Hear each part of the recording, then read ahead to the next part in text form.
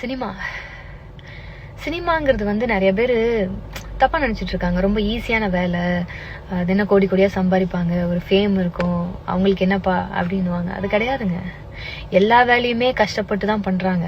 சினிமாங்கிறது ஓவர் நைட்ல யாரும் ஸ்டார் ஆக முடியாது. ஆப்பர்ச்சுனிட்டிஸ் வேணா இப்போ ஈஸியா கிடைச்சிடலாம். எங்களுக்குலாம் ஒரு காலத்துல கிடைக்கிறதுலாம் ரொம்ப கஷ்டம்தான். இன்னமும் படங்கள்லாம் பண்ணா எடிட்ல தான் போகுது. எல்லாருக்குமே 70mm ஸ்கிரீன்ல வரணுங்கிறது ஒரு பெரிய ஒரு கனவா இருக்குதுங்க. ஒரு படம் நீங்க அதை எடுத்து பாருங்க, அப்பதான் தெரியும் அது எவ்வளவு கஷ்டம் அப்படின்னு. ஒரு 2.5 மணி நேரம் படம் பார்த்துட்டு அது ஈஸியா நல்லா இருக்கு, நல்லா இல்ல, இது ஒரு ரீமேக் படம் அப்படின்னு சொல்லிட்டு போயிடுறீங்க. ஒரு சினிமாக்கு வந்து ஒரு வின் பண்றதுங்கிறதுலாம் ஈஸி கிடையாதுங்க.